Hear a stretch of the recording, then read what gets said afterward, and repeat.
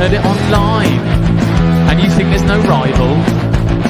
You want it for your collection, but have you heard it on vinyl?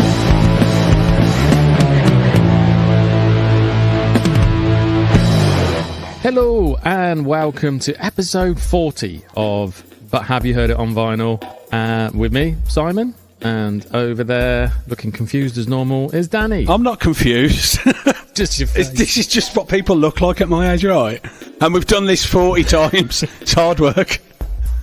Yeah, it all bleeds into one. What have you been up to? Anything fun? Not a lot. However, I am off on holiday next week. So, not on holiday, but I've got some time off work, so got a few things lined up. So it's nice to just have a break, isn't it? Occasionally. Yep, indeed. I've literally just before you came, I've just been scouring record shops online to see where I can go. I haven't done before. Apparently, one of them's an hour and a half away. But less said about that, the better. I told you about the shop, and you should have just looked it up. I was just like, it's on the way to Leicester. I'll be honest. But for me, I'm a different direction, aren't I? Plus the fact I do literally 10 miles a week, and I don't enjoy driving. But to be fair, I am going to do it. I am going to do it. So just haven't picked a day yet. There you go. Yeah. Well, what have I been up to? Been busy?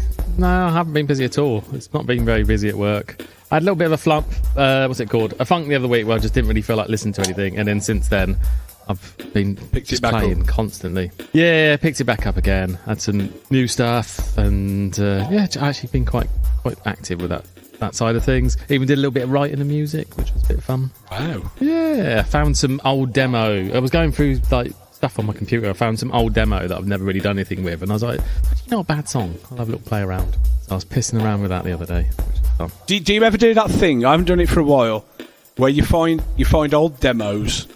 And you think, I forgot about that. And, that's interesting. And you sit and play with it for a couple of hours, and after that, you're like, no, straight back on the pile for the next generation to find. Oh, potentially. It's one of these ones. I've sped it up and messed around with it, and I'm either going to spend a lot of time and go, I like it better this way, or as you said, I'll just go, I'm done now. Initially, it's like, why would I have left this? This is great. Yeah. After a couple of hours, you're like, no. Yeah. Oh, that's why I got rid of it. Fucking shit. Okay, well, let's get on with it. This week, we'll be talking about what we've been listening to as normal. Our feature this week is underrated, overrated. So we've both picked an artist and picked two albums from their catalogue. One which doesn't mean it's bad. It could still be a brilliant album, but sometimes it's overshadowed. It just gets held in such high regard, and there's so much better material within their catalogue. Or ones which people have just written off and not actually given them a chance. So that'll be an interesting one. So we'll listen. We'll talk about that one, and then at the end one, we've got a few little new things coming out and things that we've seen that we'll waffle on about like normal.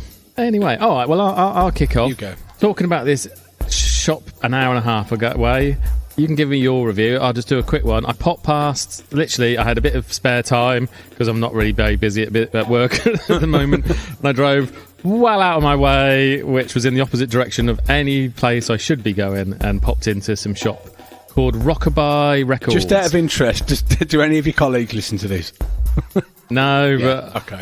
People at my work recently have realised that I don't care what anybody thinks of me, and supposedly I don't have any guilt because I accidentally kicked yesterday someone who's just had a vasectomy in the bollocks by accident.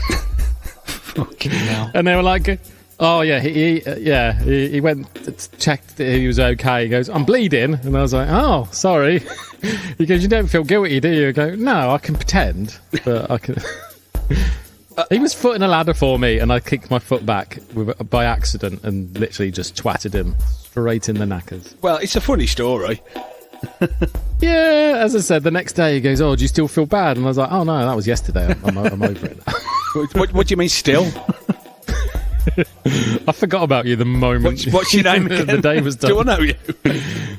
Yeah. Anyway, I went to this place called Rockabye Records, which it was one of these record stores. I'd seen like little videos on Instagram and stuff, and I thought I would spotlight it. I've even got a little jingle, which I'll play now. Oh. Spotlight the shop, spotlight the shop. We found a new place, spotlight the shop. There you go. Anyway, you can't just drop a jingle on me. I mean, well, it's going to be in there when we edit this. It'll be there. But yeah, I've seen the little videos and I was like, okay, I'll give it a go. And the moment I walked in the shop, I went, I think I'm going to be in for a good time here, because there was enough things on the wall that made me go, oh, they've got that. Oh, that's interesting. Like, and the first rack I came to was, I think it was classic rock type stuff. Flicking through that, straight away found something I've been on the lookout because you told me about it, and that was the Michael Schenker group, Michael Schenker album, MSG. Yes, the second one. It was like, yeah, what was it? 12 quid? So no, it wasn't much. Really, really mint condition. The vinyl looks absolutely pristine. I was well happy, and every single record I was looking in there, they all looked in really, really good condition. Staff were really, really friendly, having a bit of a joke. They had some record store day stuff still there, which I had a little flick through. But I only spent about half an hour, 40 minutes in there. But I think it's well worth a checking out. So anybody wants to look it up. It's sort of, I can't remember what the village is called, but it's not. It's on the way to Leicester. Do you know? I've actually got it in front of me. Let me. Oakham, yeah. Yes. Brilliant little shop. It's a bit hard to park around there, but the shop is just, they've got so much catalogue and such a varied amount of stuff. And honestly, I was really new, old, whatever. They had it. So. Size-wise, how would you compare it to Vinyl Shakedown? Oh, it's a lot smaller. Oh, Vinyl Shakedown's got a bit... Yeah, it's got a bit more... I think the main body of the room is in Vinyl Shakedown. When you come through the door, it's probably from the left-hand side up to the till type size. But it's got a lot in a very small amount. That's right. It depends on what they've got in there rather than the size. Because you do get a lot of bigger shops that have not got a fat lot in there. I mean, Vinyl Shakedown's it's kind of got the yardstick for me because it's a decent sized shop. They've got a lot of stuff there. No, I was impressed. And yeah, the fact that I saw quite a few things within a few minutes, I could have spent a lot of money in there and I had to hold myself back. Cause mortgage payments, children. Well, I kind of went there. I went there with absolutely no money and spent stuff that I shouldn't have spent. But I was like, I'm doing it. Anyway, so that was my first one. MSG, absolutely love it. I like this one. Then it's the one which you said, I've listened to it more and I've enjoyed it more since got it on vinyl. It is a lot slower than the other one. I prefer the first album by them, but it's still got some really good songs on it. And yeah, really, really happy with this copy. So really, really cheered me up. It's on the Chrysalis label. I think it's the original pressing. It was really, really good. That's the thing about these albums. Yeah. They're not expensive, and you can find them in decent enough condition, and they're brilliant. There's just this whole genre of music from that era that's cheap as chips and brilliant. So, everyone's a winner, if you're into it, obviously. Yeah, no.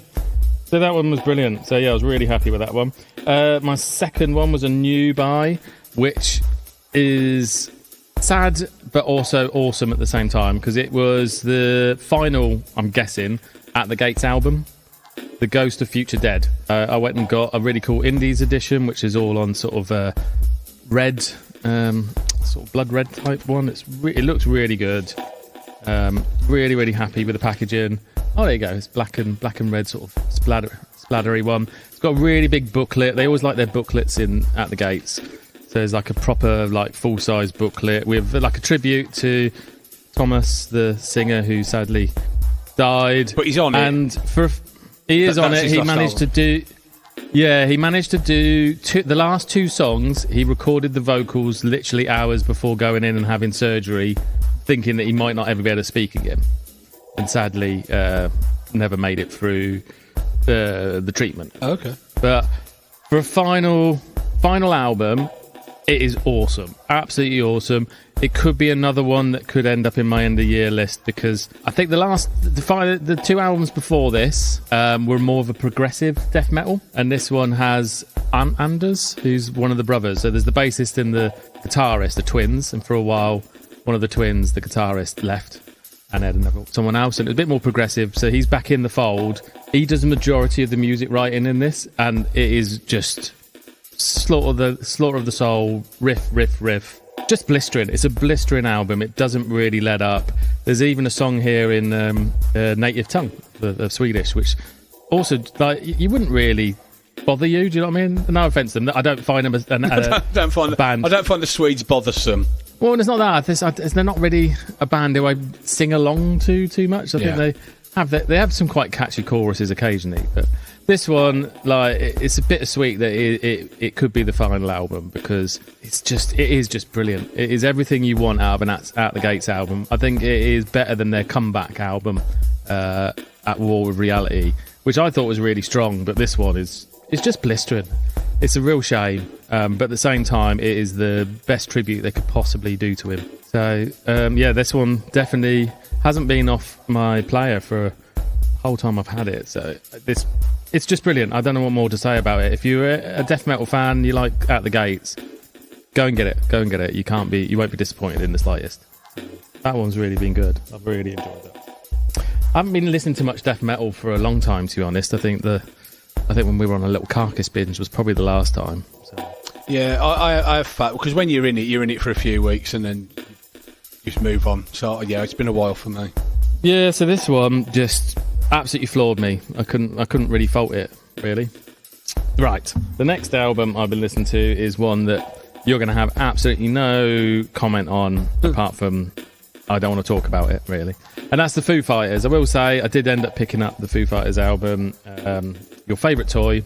As far as their albums go, it's not the worst one they've ever done. It's not the best one, but it's solid enough. It's got some quite catchy tunes. It's got some ones which just mean nothing to me. Do you know what I mean? They're just sort of fillers or just tracks that I've not really cared too much about. But it's not too bad.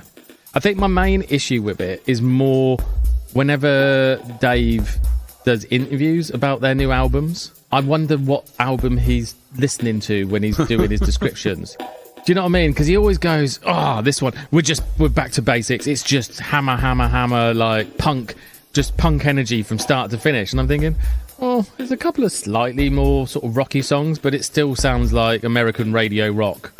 Do you know what I mean? Yeah. But he always likes to really go, and like even the reviewers kind of get in on it as well, going, it's back to basics. It's almost like the first album. It's nothing like the first album. So see, when I hear something like back to basics, quite often that can mean, it can actually mean, what we've actually done, we've stripped away all the bullshit. We've not spent nearly as much time on it because we got bored of stretching things out. We've just gone in and out just to get it done quick out of the way. Well, I think he said he had 40 demos for this, and then he put them into his little iTunes or whatever it is, his music computer thingy. And the first 10 songs, he played them and was going down to listen to all of them and went, that first 10, that's the album. And that was the end of it, Joy. Not much thought went into it. Yeah. They're fine. I think the main problem I have with Dave is he very much relies on some very similar vocal stuff. Like sometimes when it gets to a chorus, you sort of think, that sounds a lot like this chorus. He's got his, like some guitarists have their licks that they put into quite a few songs. I find vocally Dave does the same, where he has a very similar melodic lick that he'll put into songs, so it just makes them sound like kind of something I know before. Like I enjoy hearing things that I've never heard, and I think that's kind of why I think sometimes I find that their albums get bogged down, because I just kind of feel he's not giving me anything new. He's got a bit of like I don't listen to them, I only hear them by passing or on the radio or whatever. He's got a template, and that's it. It doesn't veer from that. So if something sounds familiar over again, it's part of the template, Yeah, like I said, it's not the worst album. It's got some kind of a couple of real rocky tracks on it, a couple of ones that I go, that's got a good melody. I don't mind it. All in all, it's just another Foo Fighters album. The thing that annoyed me the most about it, I don't know where it is. Like there's Obi strips which you can take off and sort of slide on and bits. Yeah. This one has got, where the fuck is it? It's got some weird orange thing that, in my mind, if you're going to have it, you may as well just have it as part of the cover. It goes around the spine. So it just, when you get the album, it slips on like that. I'll be honest, I've got a few things like that. I quite like it. That annoys me. Really? Yeah. I'm like, unless I put it in a plastic case, it's just never going to stay on. Yeah. And I'm going to get pissed off with it. Yeah, it's a pain in the arse. It's a faff, but that's part of the ritual of pulling your records out. No, I honestly don't mind. It's the actual wraparound ones that annoy me because you can't do anything with them. And if you keep putting them back on and off, you're going to damage them. I just thinking if that's what you wanted as your front cover, then just what's on it? Fucking have actually it as information on it. No, I think it's Dave Grohl's eyes or something. Yeah, you can look into his eyes wistfully. But yeah, I don't know. That thing just kind of annoyed me, which was really, really petty of me. But I don't know what to do with it. I see. Just slip it back into the sleeve out the way. It's never gone on the outside ever again. So yeah, there's that one. Second from last one for me. Obviously, I'm not going to dwell on it because I talk about them way too much. Descendents. I got another one of their reissues. This is Enjoy this time. So I got this one, and I got the punk note version, which is now in a frame in my hallway. The one thing I loved about this one, it does sound awesome like the other ones, is I've had it on CD and I've had it on vinyl, and because obviously these ones are redoing them as they should be, it's got something that I've never had in any of my copies, and that's the original liner sheet. So even on the CDs I never get this. So it's got one side which is all the photos from the time, and a lyric sheet that I've never ever seen, or like I've never seen the lyrics to, like, I've only learnt them from like singing along with it, do you know what I mean, and find out my own. So it was really, really nice to finally have how it should be, do you know what I mean? So they're doing these reissues well, aren't they? They're doing them so well. Have they got many left? As far as the albums go, there's one final one, which is the All album by The Descendents, which is my least favourite out of all their ones, just because it's a bit more experimental. There's bits on it which I'd rather just have they've got their punky, poppy songs, and then there's some weird experimental sides to it. So that's the one I play the least.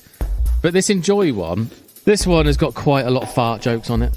There's even a whole track because one of the tracks is called Enjoy, which has got recordings of them farting sporadically throughout the song, and there's some bonus songs on here which are the outtakes of them trying to fart. So if you take those ones aside, the rest, every other song on this album, I think is really, really strong. Like, it's one of the ones I kind of wrote off when I first ever heard them because I was all about Milo. But then they're really, really catchy songs, really, really well played. I like the production on it. They even do a Beach Boys cover, Wendy. So it's one of the ones that I think the band said themselves they never had any more fun recording an album apart from this one. Like, it was just fun times for them. I think they got a bit of a new lineup. There's a different bassist and guitarist on this album, and they're just having fun, and you can hear it in the songs. So it's just I've got a renewed love for this album.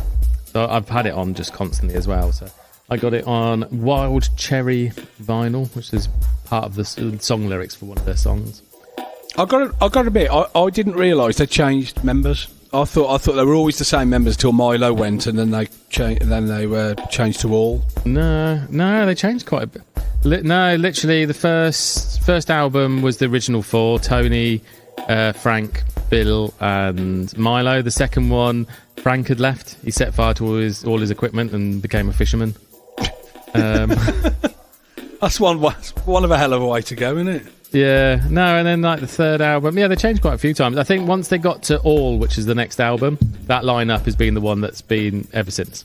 Anyway, that was really good. So anybody looking to buy any Descendents, get the Org Music versions because they're just absolutely brilliant. And my last one for the day, I literally was just in my local having a little flick around, and I saw 15 quid, something like that. Otis Redding, the great Otis Redding, sings soul ballads.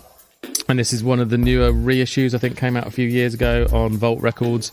It's on this lovely opaque blue vinyl. Sounds wonderful, and I've just really been enjoying just playing a bit of Otis. So I like Otis Redding a lot. So I had a best off on CD, and on vinyl I've got Otis Blue, which is one of my favourite albums ever. I thought I'd grab a bit more. So this one is really, really good. It's more of his soul ballads, as it says. So it's got songs like That's How Strong My Love Is. What other big one? Mr. Pitiful was one of his big songs off it.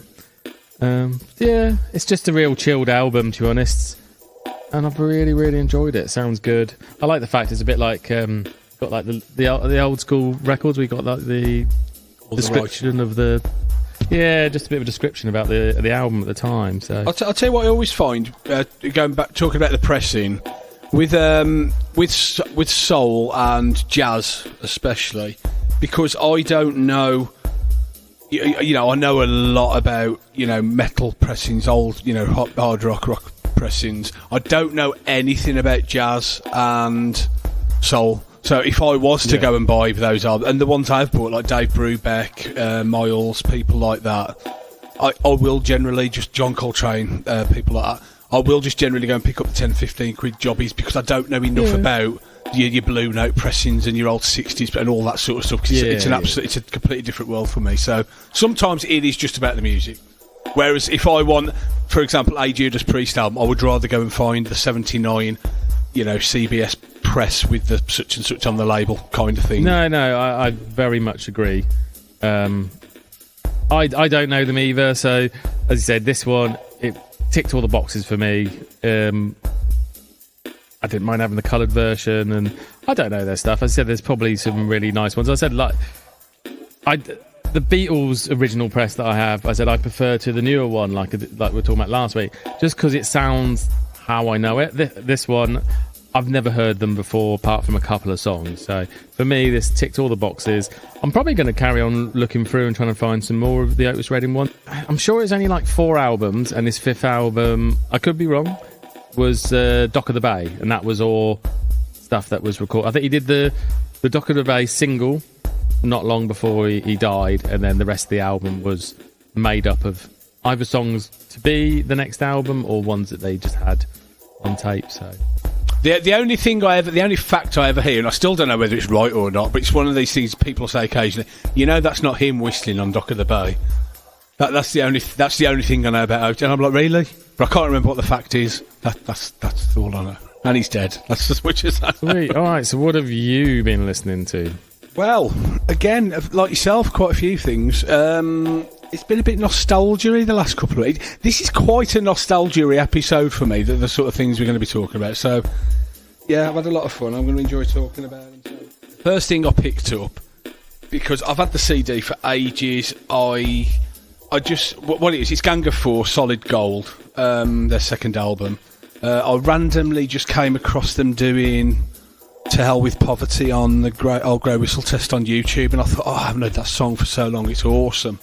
So I've been listening to their debut, Entertainment, which is the one that gets all the love. You know, everybody knows that one, or post-punk fans. It's generally considered one of the great classics of the era.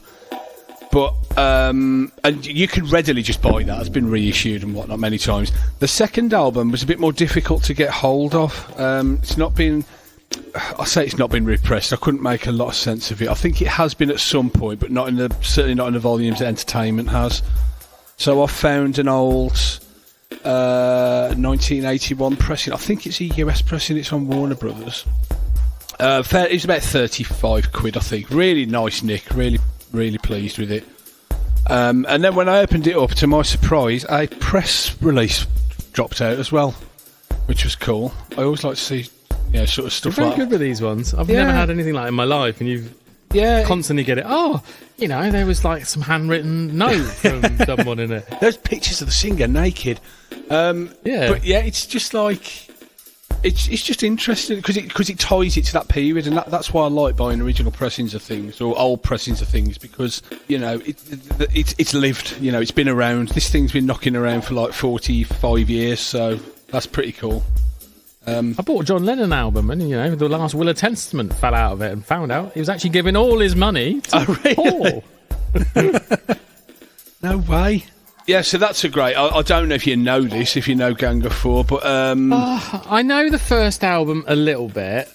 I've never really paid much attention to them. Like, I think I got a little bit listening to them when the main bloke Andy Gill went and produced the Therapy album, Crooked Timber, and then I kind of went, oh, okay, Gang of Four. I kind of know the name.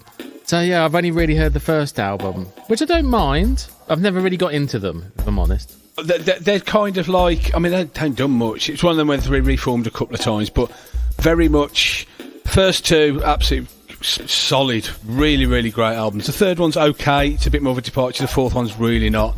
And then they disappeared for a long time, and they've came back with different lineups and things. And unfortunately, Andy died, I want to say last year or the year before, so... Yeah, they've carried on without him. They have. Yeah, They've got the guitarist from Slint now, David Parho. So I don't know. I've not heard them, but, you know, it's basically peddling entertainment and a couple of tracks off. That's a fabulous album. I love that one. Last weekend, I went to a record fair in... Oh, Christ, I can't remember it was. Birmingham Way. It's gone. And I picked... I mean, to be perfectly honest, it wasn't a great one, and myself and my partner in crime, Jones, decided after... Do you know what? I think we're done with record fairs now, because for a long, long time they were great, you know, for years, and now it's kind of like you got all these great shops popping up, stuff's on Discogs, and what you find at fairs generally, unless you land really, really lucky, is the same stock you're rifling through time after time after time. They've had this stuff for years, and it's just kind of like, yeah, I'm a bit bored of doing it. You know, you just don't come across either bargains or anything really worthwhile. So it's a bit, you know. We've sort of walked out petulantly. Both bought a couple each, but both walked out and go, no, never again. So we'll see. Yeah, fair enough. As I said, I've only been to one so far, and from what I can tell, it's the same people there every 2 weeks. So I'm not too worried. It's kind of like, I don't know. It's just very stale at the moment. Maybe it'll come back. There are great. You know, you've got your big ones. You've got your Den Bosch overseas, which is like, everybody loves that.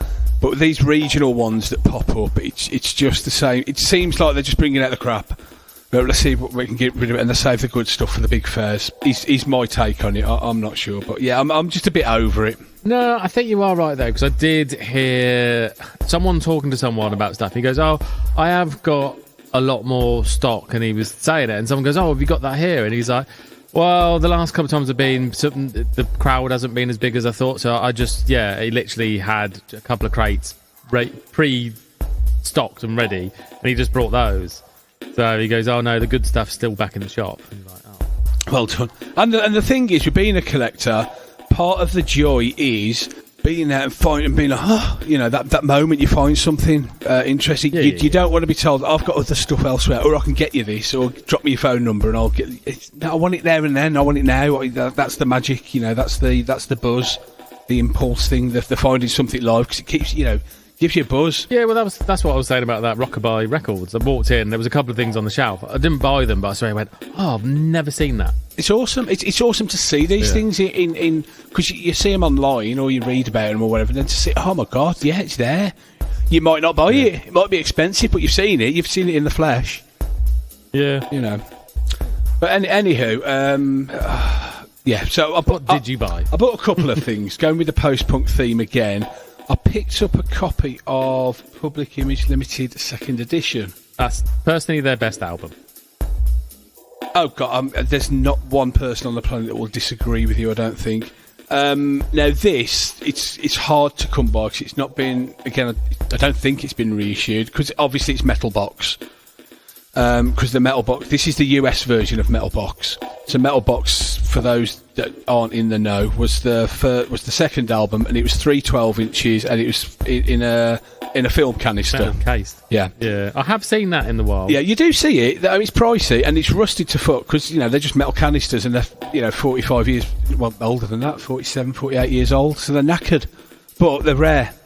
And then for the US market, they reissued this sleeve, which is like distorted images of all the band members, and they called it 2nd edition, and they've renamed a couple of songs, and it's on 2 discs, not 3. But so yeah, I saw this. It's hard to come by, but I mean, I talked him down to 20 quid. The sleeve's battered. It is. It's, you know, ring wear, and it's just musty, and it smells, you know, 50 years old, to be fair. But the vinyl's in great shape. And that's what it's all about at the end of the day. You know, I'm not going to find a better copy of this for this money. You know, if you want a near mint sort of copy or whatever, you a couple of £100 or whatever. Even sort of very good plush, it's £100-ish. So 20 quid, you know, fuck the sleeve. I'm not bothered about that. It's the record. So and there wasn't a crackle or pop on them. So pleased with that. Oh, wonderful. No, I bet it sounds good. I love that album. Jar Wobble. Sadly left after that album, but it's his crowning moment, I think, until he went and did some stuff with Primal Scream. Oh, he did, yeah. Forgotten about that. Yeah, he did Dub Symphony or whatever it was. I can't remember. One of the songs, Higher Than the Sun. Higher Than the Sun, yeah. Yeah, but honestly, that one, I love Albatross off that album. Oh, it's superb. So, the two for me, Socialist, the instrumental one towards the end, and Pop Tones. Pop Tones is amazing. The first album's all right, but I think it's patchy because the quality of the recording is up and down. Yeah. But that one, I really felt they jowled and worked everything, like all the little kinks out. It actually sounds like a cohesive album, where the first edition is just a little bit. Well, the first song on it's dragged out. It's like a jam that just drags out, and then the last song on it, Fodder Stomp, is just a groove, and they're just making shit up. They haven't got enough songs, have they? So it's they're great, but it's still very much a work in progress. Whereas Metal Box, the very distinct songs, all brilliant, wonderful. And then from the same fair, and now we're on to more familiar rock territory. And this is one that I was looking for last year when we went to London. Yeah. And it's kind of an obvious classic. I really should have it at my age, and it's Deep Purple in rock. I think it's a 1981 pressing, I want to say. It's a fairly decent, I'd say it's a VG-ish. There's no crackles or popples on... Crackles or pops even. Popples. There are no popples. There's a disclaimer on the front. Crackles or popples? No popples on this record. Disappointing. But that was £6. I mean, £6. £6? Yeah, and it's a gatefold. It's glossy. It's a classic sleeve. And I was kind of put off. The only Deep Purple album I've got is Made in Japan. Oh, yeah. Which I really, really like. And I only picked that up about 4 or 5 years ago. And then I had a compilation tape when I was a kid. So I've always thought, I will get round to Deep Purple one day, because I'm sure I'm going to like them. I know that they're considered a little bit naff, which is a bit unfair. So I've put off buying any studio material, because I'm thinking, well, you're going to have a couple of your big ones, which like on this one, Speed King's a big one, Child in Time's a big one, it's on Made in Japan. And I'm thinking, is it all going to be filler? And it's really not. It rocks like a bastard. It's so riffy. You've got your standard, you're the hard-loving man. I mean, what do you think that's like? 1970, I'm a hard-loving man. Yeah. The riffs are amazing. Blackmore's on fine form. They really gel as a band. They're such a really good band. And I know Mikkel from Opeth's a massive Purple fan. And you can really, hear it in their music. So, if they love it and I love Opeth, then, Christ, I'm going to get on board with Deep Purple. So I will be looking out for more Purple stuff, and there's a lot of stuff. They've got a lot of albums, a lot of different eras and that, as we all know. And then I hear good things about their recent albums as well, because they've not really slowed down in the last 20 years. So I think they've just announced the new album. Yeah. So yeah, I was genuinely. It sounds ridiculous now for such a well-known album, but I was genuinely shocked and impressed with this. It's really good. It really knocked me knocked me on my ass. Knocked you off your fat ass. And then the other one, I've been listening to a lot and I have been listening to this a lot. If I've not been spinning it, I've been playing it over and over at work, and I don't know why I've picked it up. It's UFO, The Wild, The Willing and The Innocent. I picked this up again about 5 years ago, because I always had the Schenker era UFO albums, and I was vaguely aware of the post-Schenker albums, but I'd not heard them for decades, since I was a little kid. And I went through a period, like I say, about 5 years ago. I picked about 3 or 4 of them up quite cheap. I think this was about £5 or £6. And again, it's in good nick. It's weird as fuck sleeve, you've probably seen it. I think they've just announced the reissue. Yeah, they've just reissued it, and to be fair, they're doing a good job of these UFO reissues. I saw all the ones I got were. Yeah, so I saw this was being reissued. In fact, that's exactly what I've just remembered there. That's why I picked it up out of my collection, because I saw it's being reissued with the double thing and all the extras and stuff. I thought, I know I've got that. So I dug it out, and this is a superb album. I genuinely. The one immediately after Schenker left, No Place to Run, it's good, it's solid, but it's definitely missing something 'cause he's gone, and they've had to write stuff themselves, and they're relying on a cover as well. So it's kind of half a good album. And then came this, and this is and this is controversial, this is a more consistent album than any of the, except maybe Force It, than any of the other Schenker era UFO albums. Because some of those have filler, the odd track where you'd be like, the great songs are great, but this is consistently good stuff. This is all sort of like 7 out of 10 stuff. It's not a classic, but it's a really good, strong rock album. And there are some. There's a song in there called "Couldn't Get It Right," and I cannot get that song out of my head. It's awesome. You need to go away and listen to this after. There's the single "Lonely Heart," which is amazing. The title track's amazing. The hook on it's superb. There's a piano ballad at the end. It's 8 tracks, and it's absolutely superb. Like I say, I must have played this about 15, 16 times this week. Cool. It's great. And like you said earlier, Chrysalis label. I love that label. I would get that tattooed if I thought it'd look any good. But awesome. No, really, really strong album. Really enjoy that one. But if you're going to go post Schenker, pick that one up. Okay, I'll give it a listen. Yes. All right. Wow. Now it's time for this. Stop. They'll sue. Oh, it's the vinyl countdown. And this week's vinyl countdown is 1978. Almost getting to my birth. Bet you're all excited. But at this point, I've had 3 years on the planet by this point. I know what I'm doing. Yeah. Okay. Wow. This will be interesting because neither of us know what the other one's picked. It may well be the same. I don't think it will, but it could be. Okay. Well, originally, I'd picked out another punk album. Okay. I had picked the Buzzcocks music from is it from A Different Kitchen or what it's called? And I was all game for that one, going, oh yeah, I'm going to do this one. Listened to it a few times, was really getting into it. And then I just thought, I'll just have a flick around, see what else came out in that year and see if anything else pops out at me. And one album came out that I was like, I do really, really like that one. I was very, very late to the game with them.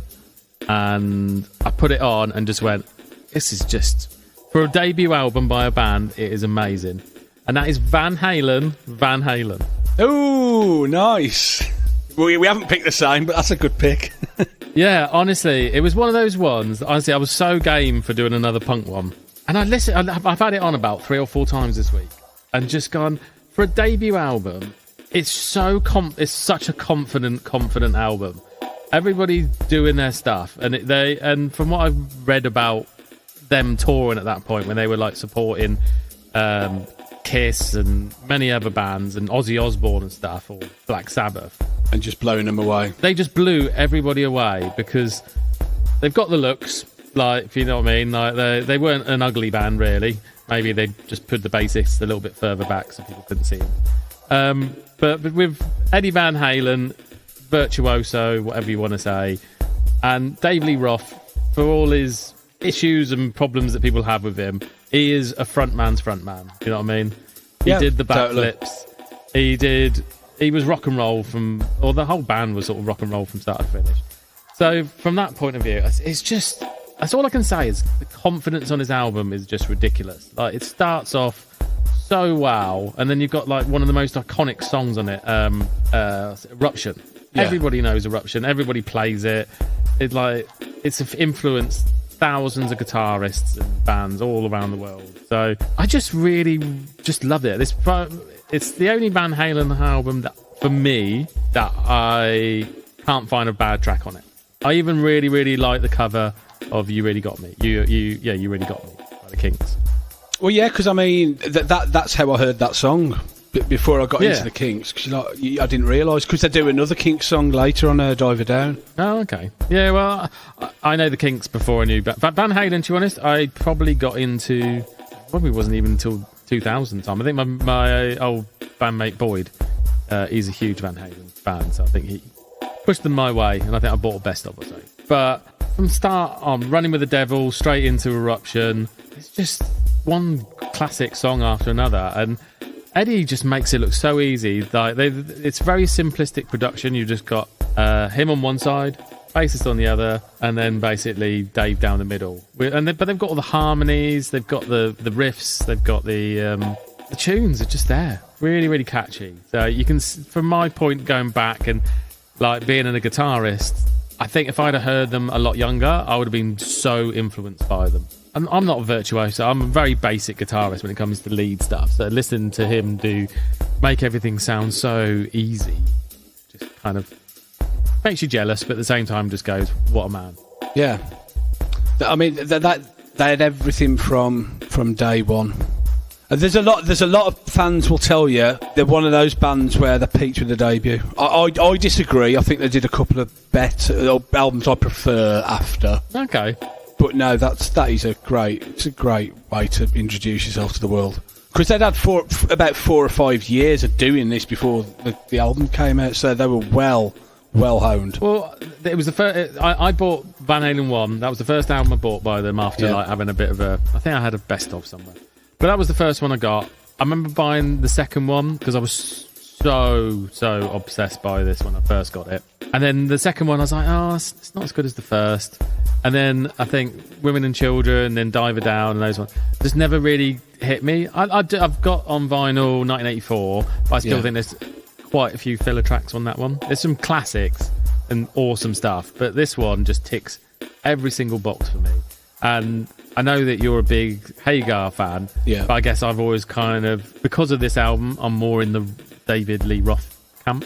I was always more of a Hagar fan, because I came on board when they did For Unlawful Carnal Knowledge. But it's only in recent years, literally the last sort of 3 or 4 years, that I've gotten more on board with the Dave side. I thought, you know what, the song, they're fun. Yeah. The lyrics throughout their entire career are just absolute trash, just throw away, cock lyrics. But whereas with Dave, it's cheeky. With Sam, it feels forced, and it's like some of Sammy's lyrics are just awful. Yeah. Sam's a bit more sleazy, where Dave's a cheeky, and I'm veering more towards the cheeky. Yeah, I get you. I think that's definitely it. I think he can get away with a lot more just because of how Dave Lee Roth is. But yeah, I just love this album. There's not really much I can say about it. It finishes great with On Fire. I love the Ice Cream Man, a little bluesy sort of guitar thing, and then it just kicks in, and it's just all a bit of a Eddie Van Halen show off bit. But yeah, I think it's such a solid album for a debut. It's one of those ones that they had the whole lifetime to come out with it, and it was just a perfect collection of all their songs. They were pretty much ready, as far as I can tell, to record the second one almost straight away because they had enough material. But it was all the same well. It was all the same well. But they came out with such a bang and absolutely brilliant, so I can't fault it. All of them are just playing absolutely perfectly on this one. So really, really enjoyed it. So that was one of the ones I was so ready for. Carry on my punk theme, and then I listened to that and went, oh no, I'm going to choose this one because I couldn't stop playing it this week. It was great. One final thing I will say about that album is when I first heard it, and I was like, oh yeah, and I taped it off a mate, but I taped it the wrong way around, so I had the B side and then the A side on a tape. So that's how I knew it. Even now, when I listen to it on, if I put the vinyl on, I've got to put the B side on first. Or if I put it on Spotify, I'll do a playlist of it so I can pick the order myself. Because I'm just used to it starting with Jamie's Crying, and Atomic Punk and all that. So, it ends with Run with the Devil. The second side starts with Run with the Devil for me. So, yeah, weird. Yeah, there you go. 1978. Could have gone punk, but instead I went rock and roll. Now this is an album I've only picked up recently, but I had it on tape as a child. And again, leads to the nostalgia of the Schenker thing with me, yes again. This is Scorpions Tokyo Tapes live album, double live album. Okay. So this is from post-Schenker, pre-Matthias Jabs. This is the Uli John Roth era. And it's basically a best of the Uli John Roth era live, because I do great era. Especially, I feel about Fly to the Rainbow, but a lot of those albums have got a lot of filler, and with the English not being their first language, a lot of the lyrics are clunky, and when you've got songs like Suspender Love and things like that, they're trying to write sleazy rock sort of with the thin grasp of the English language, and it's a bit scream. Dark Lady Backstage Queen, stuff like that. Yeah, exactly that sort of mentality. Backstage Queen, Robot Man, Dark Ladies. It's all a bit clunky, but yeah, the best of his era. There's always an argument for buying the albums. But yeah, they're the best of that era is on this live album. And as with all live albums at the time, which you don't really get anymore, they just sound great. And when you're a kid and you hear all the, the audience screaming and that, you don't realise as a child that this isn't one concert. This isn't one adoring concert where everybody played everything perfectly and the crowd absolutely adored them. Yeah, it's cobbled together stuff. It's canned noise and all that sort of stuff. But as a kid, it's a stupendous album. You don't care. Yeah, and you got the sleeve with all the action photos and stuff, and they look great, and you're just like, oh, they're so cool.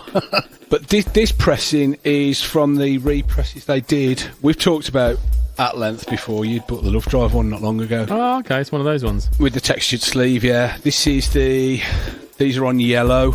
Ooh, lovely. So they're pretty cool. And this is the only apart from Fly to the Rainbow, this is the only Ully era album that I picked up in the reissues. Because, like I say, there's a lot of kind of filler on those albums, which I don't mind. It's still Scorpions, I still enjoy it, but it's not nearly as absorbing as everything from sort of Love Drive onwards, because they are pretty consistently great albums. Yeah, and this is just the best, a collection of the best live.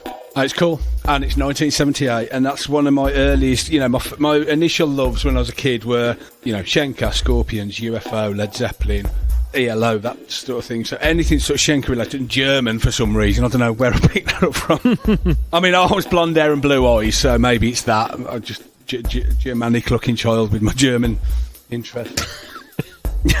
Weird. But there you go. Great album. And always good excuse to pull them out and listen to. Wonderful. Well, there you go. 1978. We have done and dusted. Next one will be 1979. Fuck knows what I was listening to then. Nothing. But we'll find out. But you arrived on the planet. I arrived on the planet. Ooh. He's here. Did I feel a movement in the force, Father? The dark side is the here. chosen one has arrived, son. The chosen one. Anyway, all right, on to our feature. We got a feature, musical feature. Here comes our feature coming up now. Welcome back to the show. So, for the feature this week, this is an idea we've been knocking around for a while called Underrated, Overrated, where we're essentially going to pick an artist each and an album from their catalogue that we consider overrated and an album we consider underrated. It's very simple. It's going to spark a lot of debates. It's probably going to upset a few people, our choices this time, but it is what it is, and these are our personal thoughts. And yeah, I think we both picked a good one this time because we both picked albums that we've known and lived with a long time. So we kind of a bit more authority to know what we're talking about rather than picking something we've been into for sort of 5 minutes. So yeah. There are many albums. For me personally, this artist, there are many albums I could pick. I'm sure you could say the same about yours because you were going to go with a different album you picked and you didn't. But yeah, I changed it last So what we've done this week, I've picked Iron Maiden and you've picked Anthrax. We're both quite versed in each other's bands, so it should be a good discussion. Do you want to go first or shall I? You go first. Go for it. I'll go first, right? And I'm when I said earlier about this being a very nostalgic episode for me, it's because I've gone with Iron Maiden. Obviously my favourite band. I don't get to talk about them that often because honestly, I've not found a format to talk about them for a lengthy amount of time until now. Strap in. So strap yourselves in. Get your babysitters. Call in work sick. I'm going to be a while. The albums I've gone for overrated, I've gone with the one that everybody Maiden, Number of the Beast. Yeah. And the one I've gone for underrated is one of their recent albums. I say recent, it's 24 years old. Is Dance of Death. My reasons are thus. So, everybody, when you think of Iron Maiden, everybody thinks Number of the Beast, the Sleeves classic. You've got the single, the title track. You've got Run to the Hills. Yeah, rock fans generally just know those. It's the first album with Bruce Dickinson. You've got Iron Maiden classics, which Maiden fans would know. Yeah, maybe the wider rock community, you don't know. But you've got things like Hallowed Be Thy Name, The Prisoner, 22 Acacia Avenue. I've got the reissue here with all the... And Hallowed Be Thy Name. That's the big one. Children of the Damned, sorry. Hallowed Be Thy Name's the big one. They close their sets with that. It's a big song. So my argument is, yes, you've got 8 songs. of those 8 songs, when you've only got, I would consider 4 absolute classic Maiden songs, a couple that are good and a couple that are real sort of get in the fucking bin, that does not make a classic album. No, what's funny is I'm going to kind of echo what you're saying when it comes to my one. So, Yeah. that was good. Yeah. So, with this album especially, you know, it's the first one with Bruce. They've done 2 with Paul Di'Anno, which, you know, myself and a lot of Maiden fans love those Di'Anno albums. And, yeah, a lot of Maiden fans only like the Di'Anno era. A lot of them only like the Dickinson era. You know, most of us like both, but those first 2 albums with Paul were superb, and they're still very listenable. They're very exciting. It's a different vibe. It's very punky and thrashy, and you got instrumental tracks and stuff. They were a great band. So they get Bruce in. They're starting to get bigger and bigger and bigger. You've got the 2, you know, the classic singles, and then the album opens with a track called Invaders, which I'm sorry, Maiden fans, and I've been a Maiden fan a long time. That song is absolutely shit. It's an awful way to introduce a new singer. I don't believe they played it live. I can't find any sort of bootlegs or live footage where it's even on the set list. So it feels like, what the hell are you doing? And then you've got Children's Anthem, you know, again, like I said, classic. The Prisoner's a great song, different, you know, they're a bit more mature for them. And then you've got 22 Acacia Avenue, which is a follow-on from Charlotte the Harlot from the first album, which is a bit fun, a bit throwaway, a bit silly.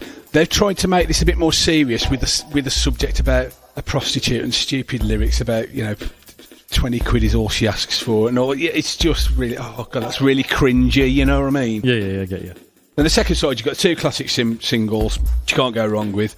The third track was a song called Gangland, which again, like Invaders, it's just shit. There's just no redeeming features to that song. Oh, I thought it was terrible. But what they've done with this reissue, by the way, is a triple disc jobby that they put out about 4 years ago with a live album from that tour called The Beast Over Hammersmith. That's great, introduced to Bruce and stuff.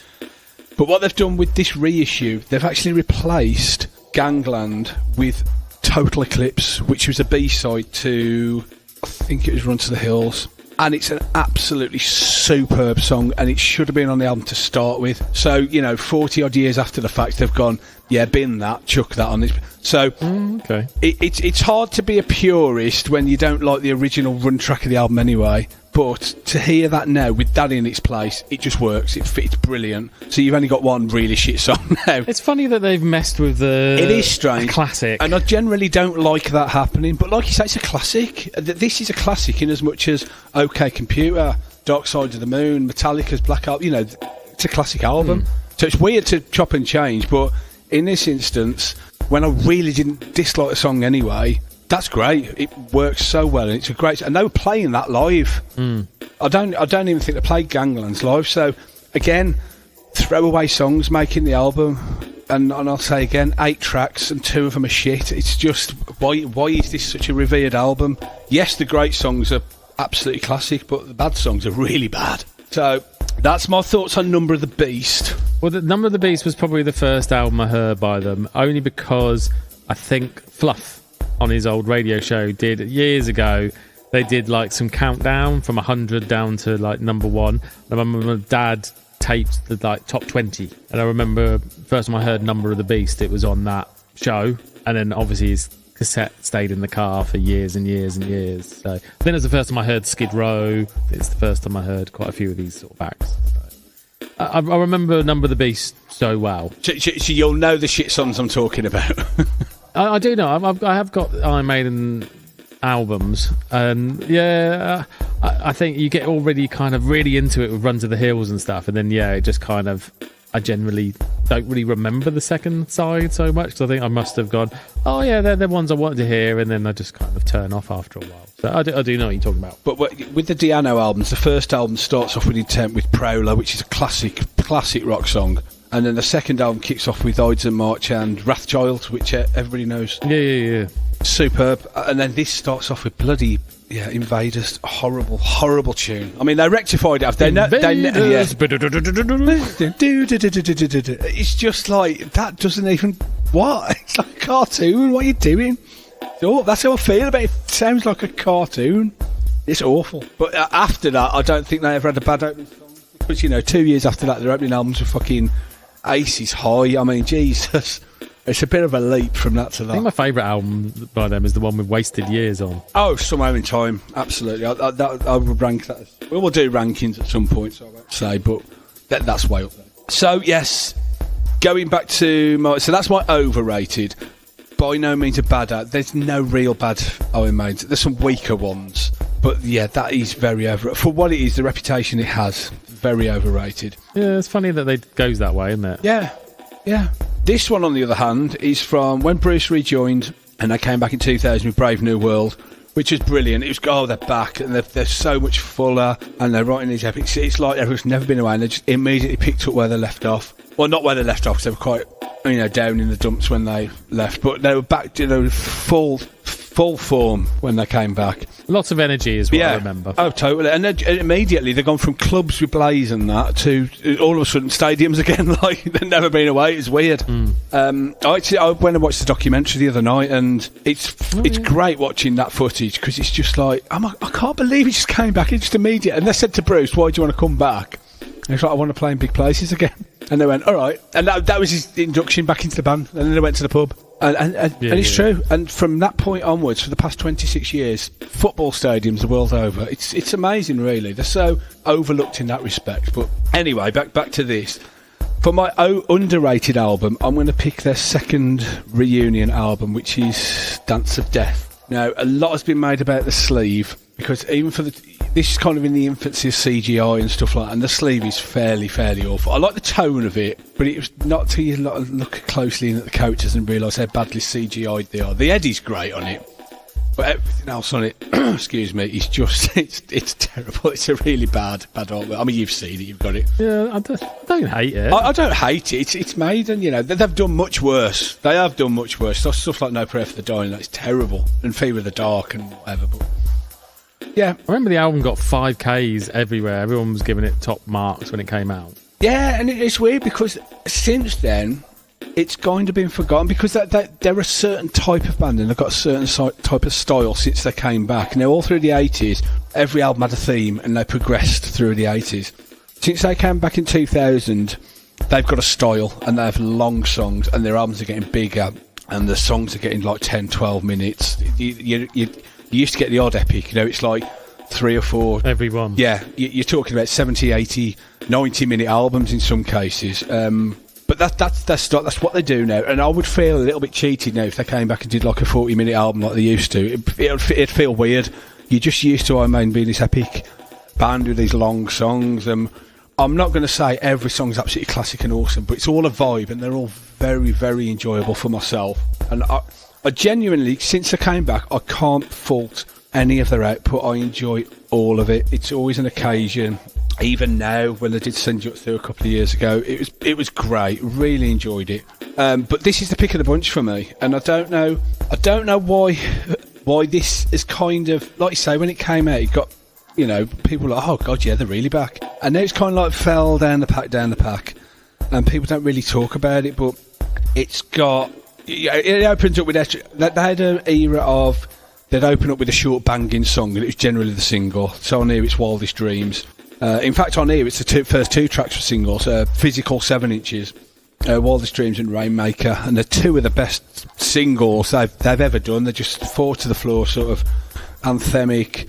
The first one's a sort of shouty sort of Bruce chorus classic. The second one's a lot more anthemic, and then from then on in, you've just got all these sort of lengthier tracks. Passchendaele's a big one. It's Adrian Smith's sort of tour de force, talking about battle. Dance of Death, Yannick wrote. It's like a jig. It's awesome. I absolutely love that song. And I think Yannick, I'm not sure about his skills as a guitarist, to be fair, because back in the day, Maiden were very much, Dave and Adrian, and you knew, you kind of picked your favourite, or you knew what each would do. They played off each other. Now you got Yannick in the mix.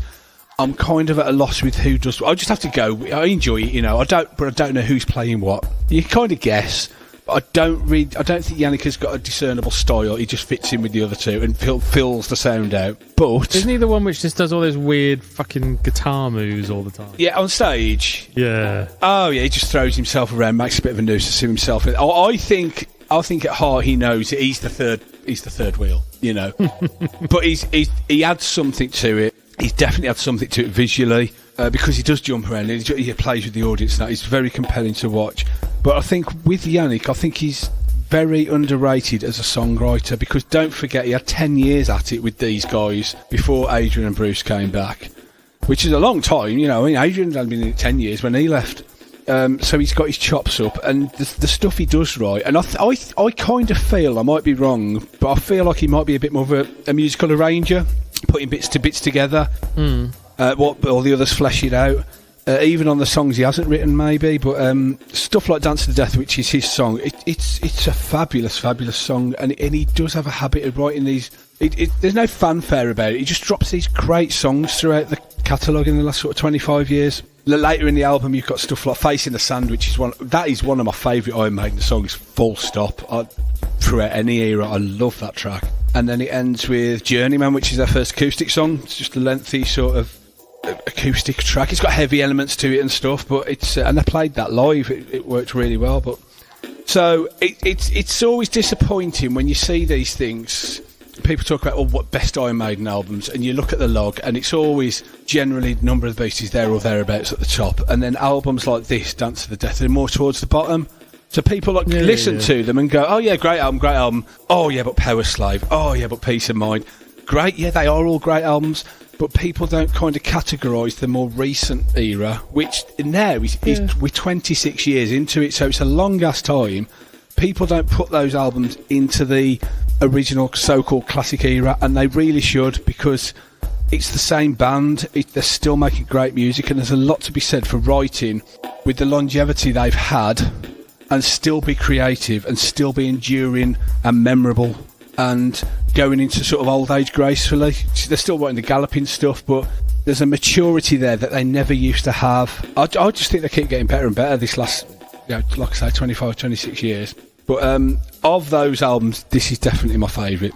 Dance to Death. I think sometimes nostalgia takes over too much, and people, oh yeah, that's the greatest album ever. But then potentially, if you actually listen to it back to back with something like this, you go, oh, okay, yeah. It's just that is your. Some people just they just focus so much on that was the time, that was the one, whatever it is, and I think in hindsight, oh no, that is a bit of a sketchy song, that one. Do you know what I mean? Do you know what I'm trying to say? Yeah, and I get that, because you do have nostalgia for things, and I can listen to stuff now and know, yeah, that's a bit dodgy, but that's that's a special album to me, and I know they've done better since, but that means something to me from that time. So I get that, but I can listen, as somebody that listens to Iron Maiden a lot, I can listen to those 80s, and I love them dearly, I do.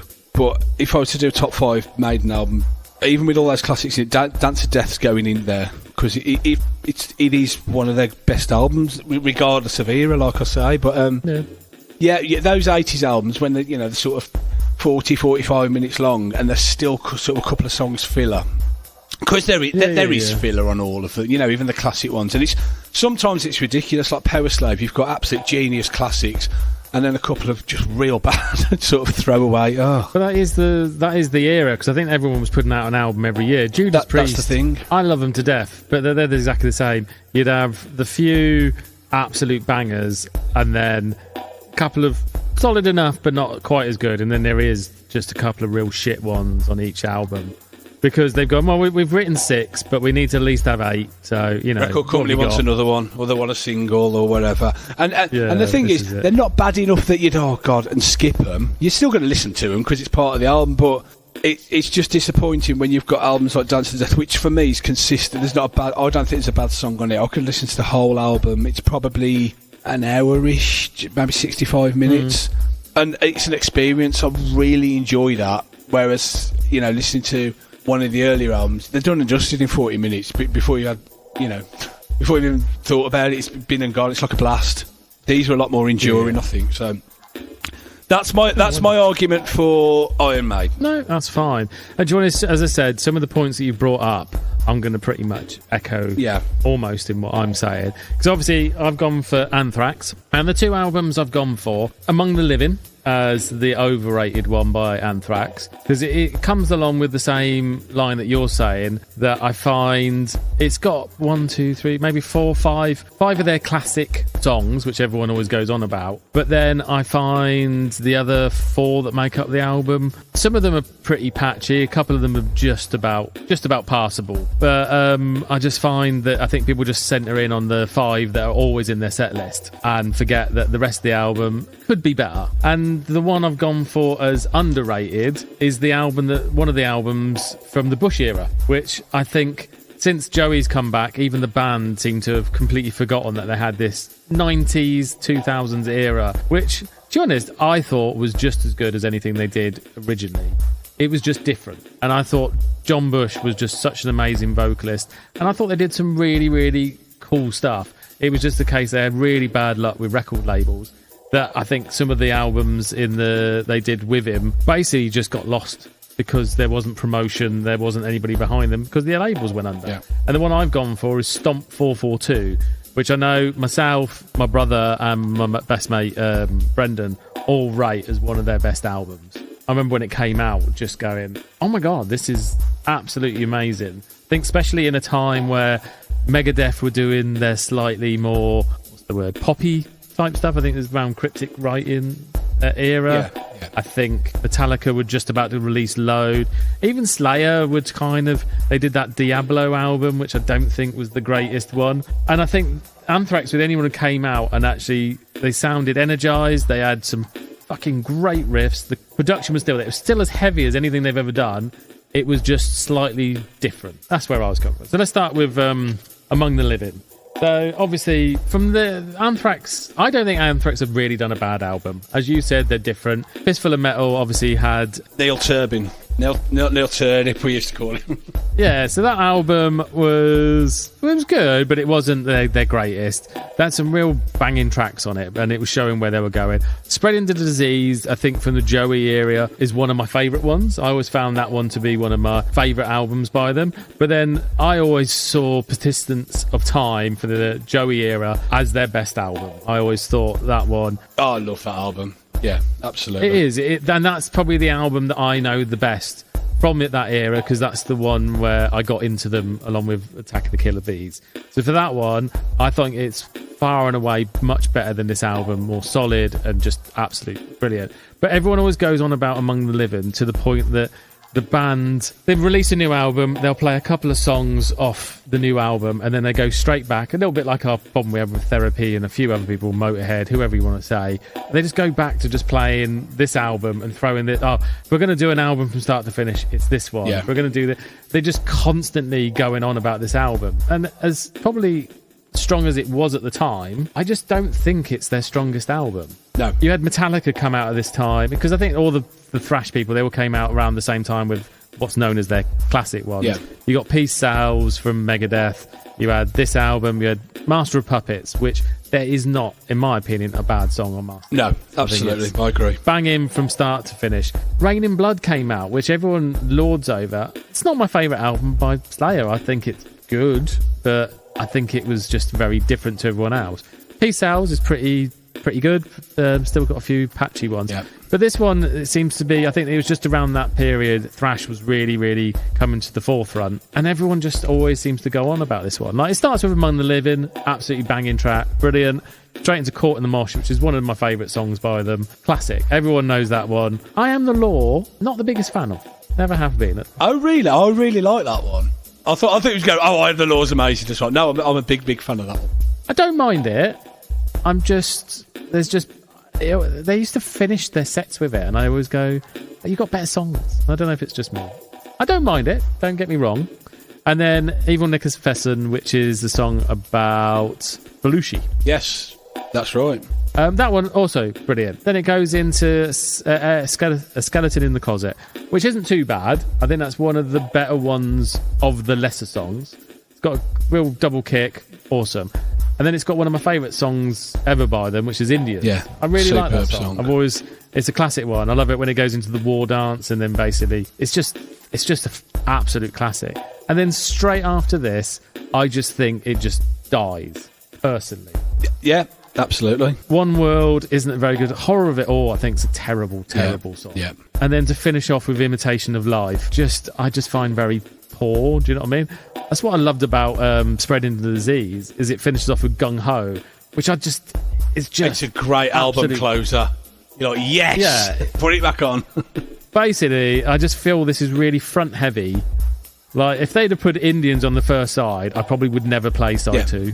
Okay. So I find it funny that it gets lauded over and everyone goes on to it. I think, to be honest, the one thing I have noticed when I was listening to it the other day is I think Dan Spitz is a very underrated lead guitarist. I love what he I was obsessed with him when I was younger. I thought he was the coolest dude. He was. I think he's just so brilliant. He's very relaxed in his playing, but I think he's just as good as like your Hammetts, your Mustaines in some ways. He's just different. But he's got the chops, especially if you listen to Persistence of Time. The stuff he was doing on there, I think it's just brilliant. He's very Randy Rhodes-ish in some places. I get that. Yeah, so I think he's very underrated on it. But just this album, I don't mind the sound of it. I just find it's just one of those ones that I think, like you said, with Number of the Beast, they've done so many good albums. It just seems to be this one everyone always goes back to, and the band are just as bad at throwing it down your face.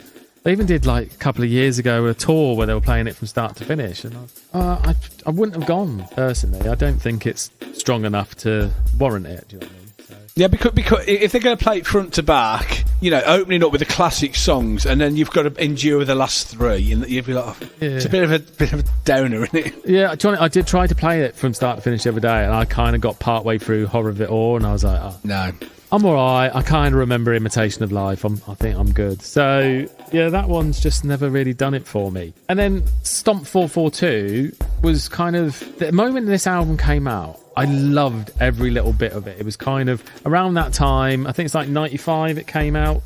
So I think grunge and all that has sort of done its little peak, and it was almost into new metal. But they were just still just as heavy, and I love John Bush. I like the lyrics around his period. I think him and Scott Ian worked quite well. They weren't quite as story-based and cartoonish as it used to get a little bit with Anthrax from the early days. I think he brought a bit more soul to it, a bit more from the heart, do you know what I mean? And subject matters that they hadn't touched before. But I just remember seeing... The first I'd heard this album was Fueled. And I remember it being on Noisy Mothers. The video came on with the car. And the moment it started with the riff, I was like, oh, this is good. This is really good. And then it just kicks in. Like, I love the production on this album by Butcher Brothers, who I've never heard of before, but I was looking them up, and I think they've done quite a lot of classic albums over the time. I think one of them is to do with Rough House Records, which was Cypress Hill and people. But that's something different.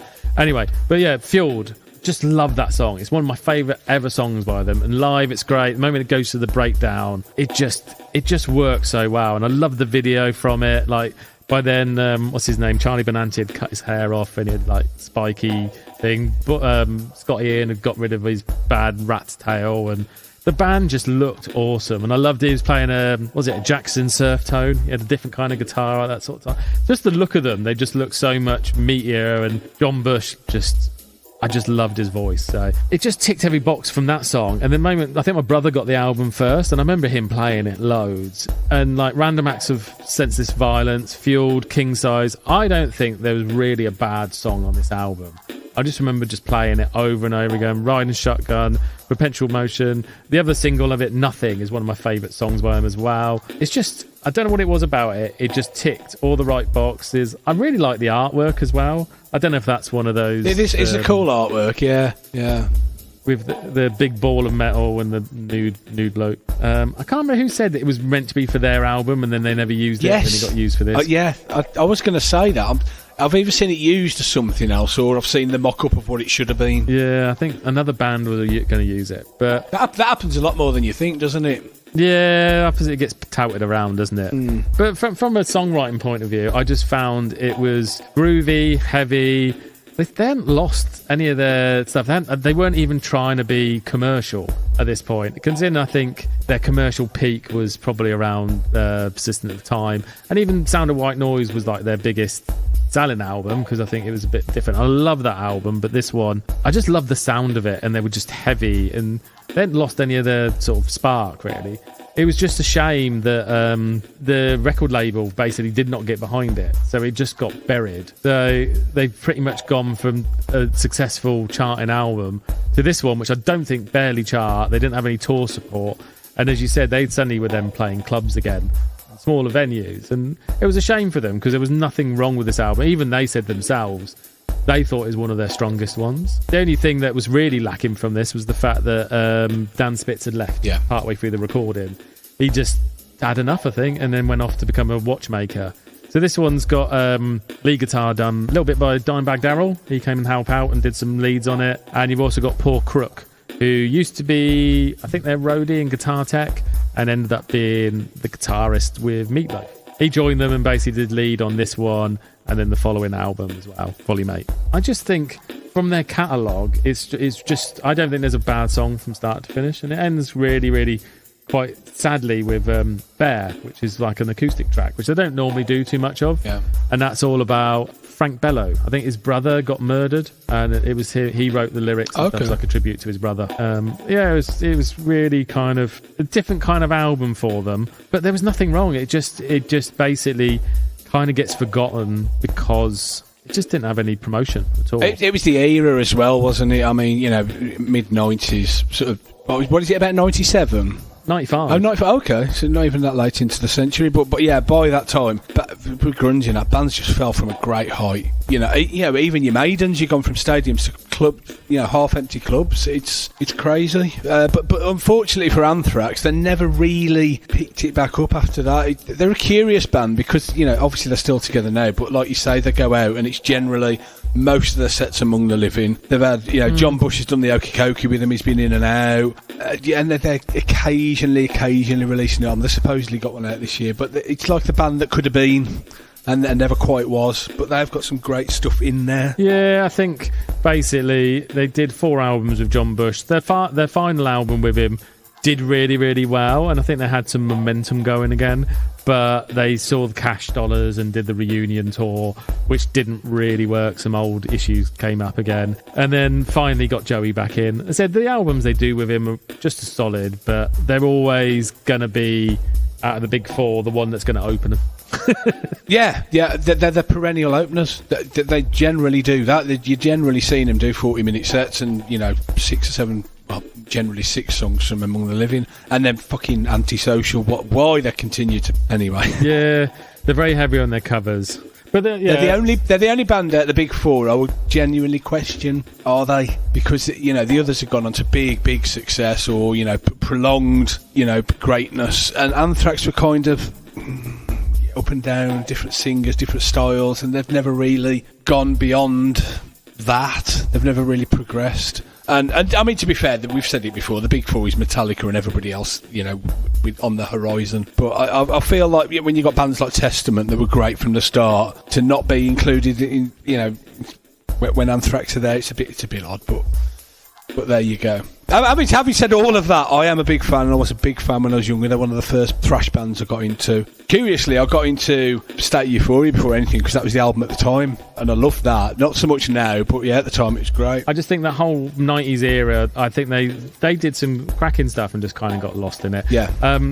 This is my version of the album. I think it got reissued only a couple of years ago on Megaforce, but I've been told there's ones on Nuclear Blast which are better ones, because it does look a bit like a photocopy on the front. Got a couple of extra tracks on it and stuff, but I just think they're it's a very, very underrated album, and it gets forgotten in their history when I don't think it should, basically. Yeah. There you go. That was it's a simple concept for it. Like I know some people are going to be shouting at us going, "What the hell are you talking about?" That's far too easy. You've not put any thought into that. But that's the general thing. These are albums we've lived with a long time, bands that we love, that we've been into for many, many years, and it's a calculated sort of opinion through love and hate and sweat and adoration and everything over the years, and these are just our opinions.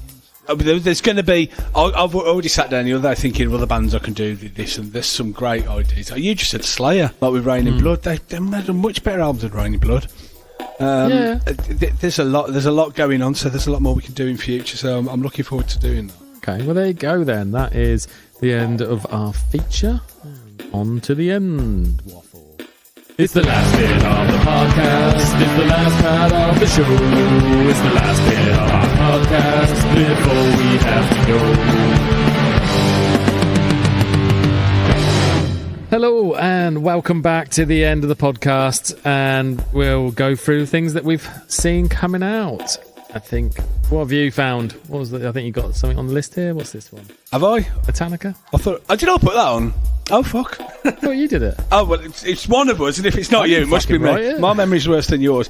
I think I might have put it on your behalf. So they do on my behalf. They're doing the Load. Is it Load or Reload box set? Reload box set, which I know you're the Metallica. You're the post Black Album Metallica fan on this podcast, so it's not really of interest to myself. But from as a fan, I'm glad that they haven't just picked the popular albums, and they are going with the theme of. They're going through all. Yeah, of them it's good to see that they've not just done them and got we've stopped doing it because So that's pretty cool, and it does look a good thing, like the Load box set did.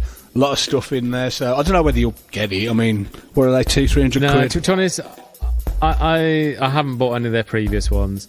I love Load. Yeah. Not a big fan of Reload. Were they? It sounds like an obvious question there. Were they? Is it kind of songs that are all written around the same era, and they've just split it over two? Yeah, basically, from what I knew about it, originally they were going to release a double, and then they decided to do we'll put this one out, and then we'll tour for a bit, and then we'll go back and finish the last few, and then release another one a year later. Okay. They were all written around the same time, because I remember when they played Donington and they did two new songs. They did 2x4, which was off Load, and then they did Devil's Dance, which was off Reload. So all the writing was around the same time. It was just trying to get 40 songs recorded in time to put out, or whatever it was, 30 songs. So would you say this is the lesser of the two? Personally, some people seem to say it's the heavier and better one, but I think there's a lot more filler on this one. Like, it starts off not too bad because you've got Fueled, Memory Remains, what else is on here? Carpe Diem.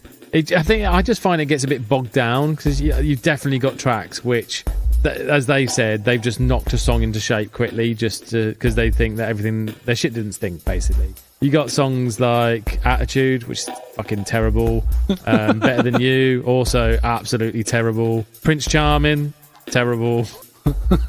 Not the Adamant one. No, the last song, Fixer's pretty cool. That one's a good album close. It's that long sort of one. Well, they've also got, is it Low Man's Lyric, which has got fucking a hurdy-gurdy on it, and it's like a weird sort of folky song, and it's alright. I just didn't need to be there. I just find it starts off not too bad. Like, you got Carpe Diem Baby, which I like, and what the other ones are.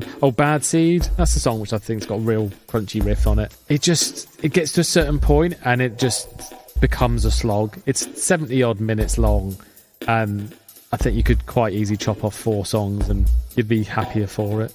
It is one of those ones. I think at the end of the day, if they had taken Load and Reload and chosen the best of 2, it would have been a pretty solid album from start to finish. Not to say that Load hasn't got quite a few skippable songs. Ronnie's not very good. What was the other ones off it? I can't remember now. There's a few on Load. Load, I think, is a bit more cohesive.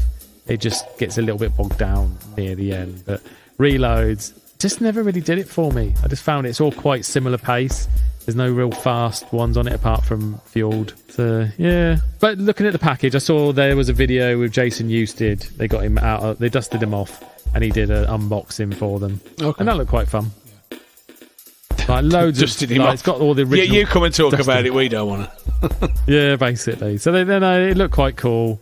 Loads of live gigs, loads of demos, and how the song started and where they ended up. So I think from a fan's point of view, it's brilliant. I think the book looks really cool as well, with all the photos of the era and lyrics and stuff. So no, it's cool. Like, as you said, they're doing a really, really good job of it.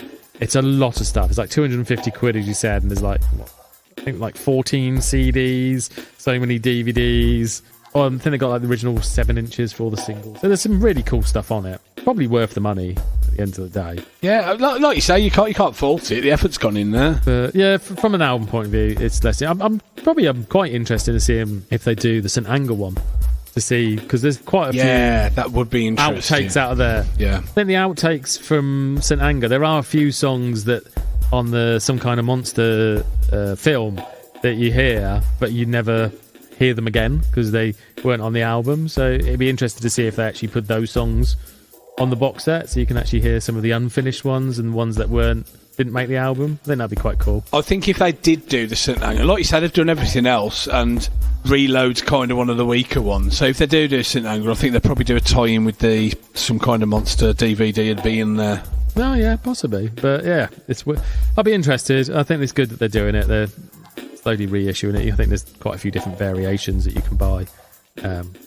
So no, cool. They said that they're one who their catalogue is never going to go out of print. So yeah, no, cool. No, it was interesting to see that one. Yeah, as you said, I kind of originally thought they might get to the Black Album and stop, but they haven't. They've started something now. It's like, oh shit, we've started it now. We've got to carry on. But to be fair, they're Metallica. The sales are probably there to justify it, you know. Yeah.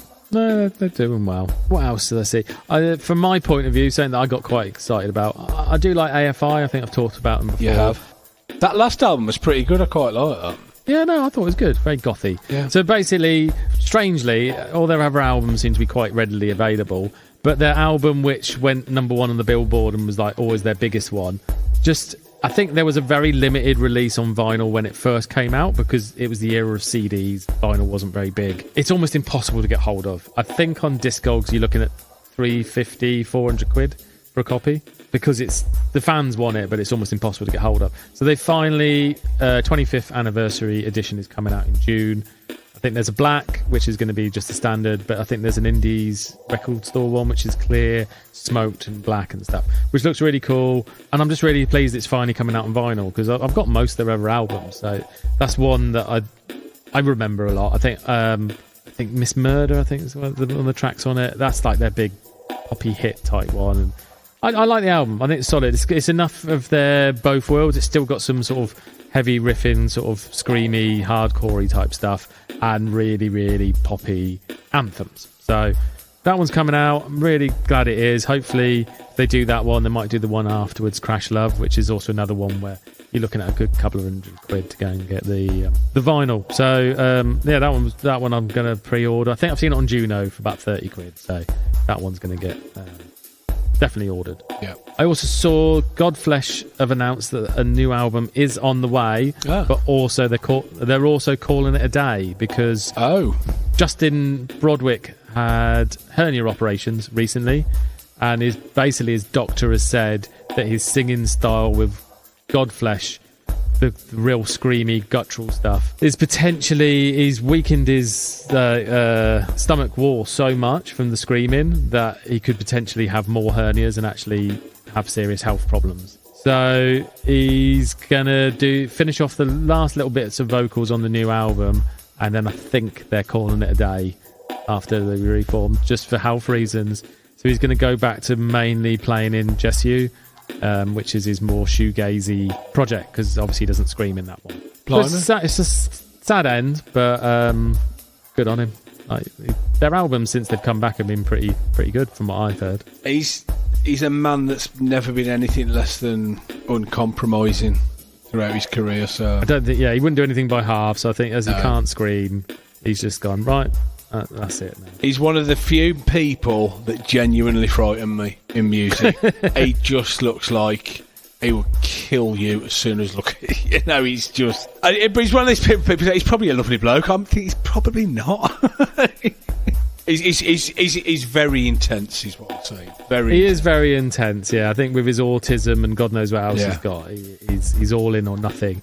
But from what I have been told, I think he is like a big friendly puppy in real life. But I don't want to ruin it for you. There you go.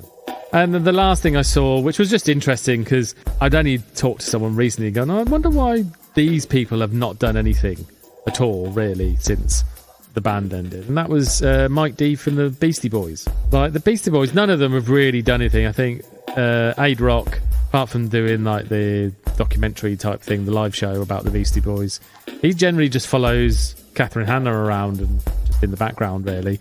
But Mike D surprised some people recently by his son's have got a band and did a gig, and he popped up and did a couple of Beastie Boys songs or a Beastie Boys song, and then sort of disappeared again. And then a couple of days later, it announced that new music is coming from him and a tour. I think he's playing in Paris in a couple of weeks' time. I checked out the song that he's done.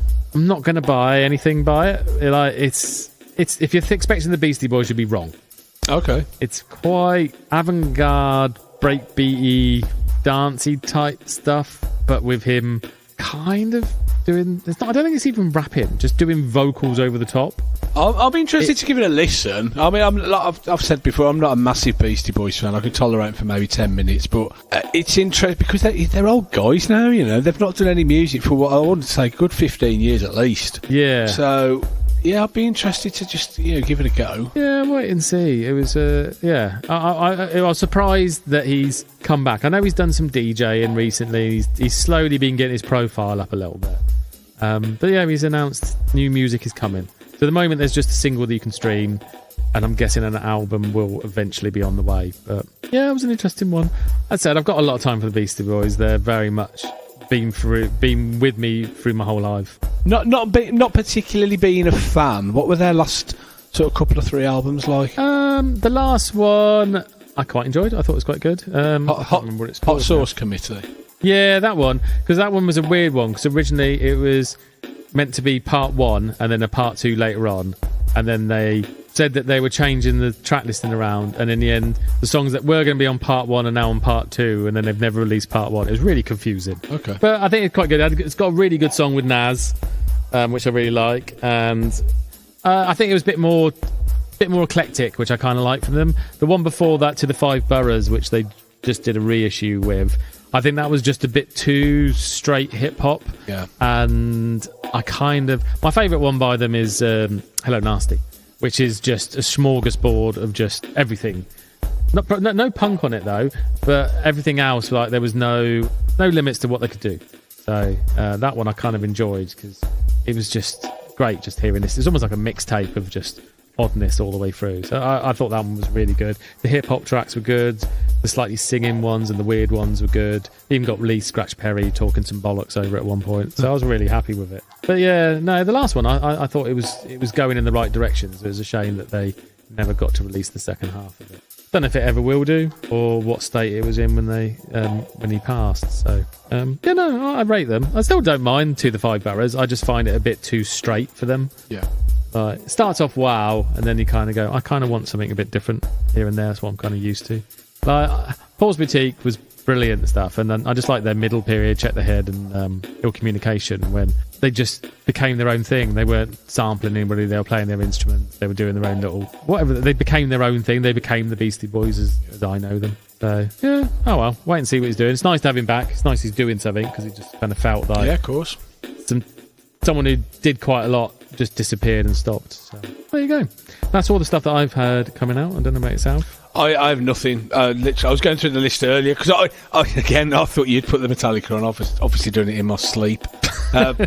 There's nothing. I've got nothing on the horizon. I've had quite a good run just lately of news, but yeah, nothing again. Oh well, never mind. Well, there you go then. There you go. That's us. No rants. No smashing things up and complaining about aging rock stars. Oh, well, maybe another day. Mate, if I could sit and endure you talking about Foo Fighters for however long it was, you know, I could put up with anything. So it's all flowers and lollipops today. What they didn't see is when I was talking about the Foo Fighters, he got a stress ball and ripped it in half. Pulled the head off a puppy.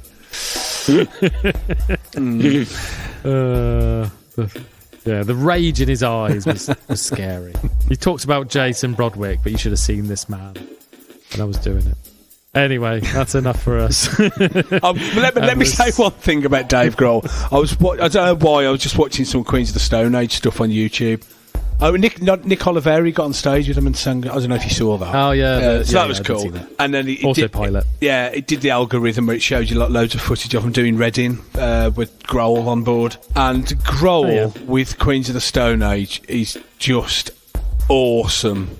He looked great. He was in physically great shape. He was demanding. He was really pushing himself. They were a great band at that point. So it's just ultimately disappointed that he's just such a bland of an artist. When he was great at one point, and he's just a dullard.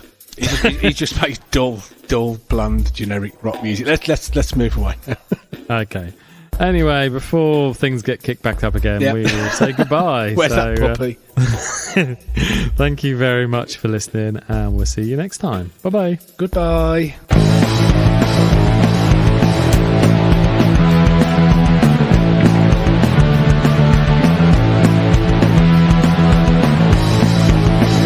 You heard it online, and you think there's no rival. You want it for your collection, but have you heard it on vinyl?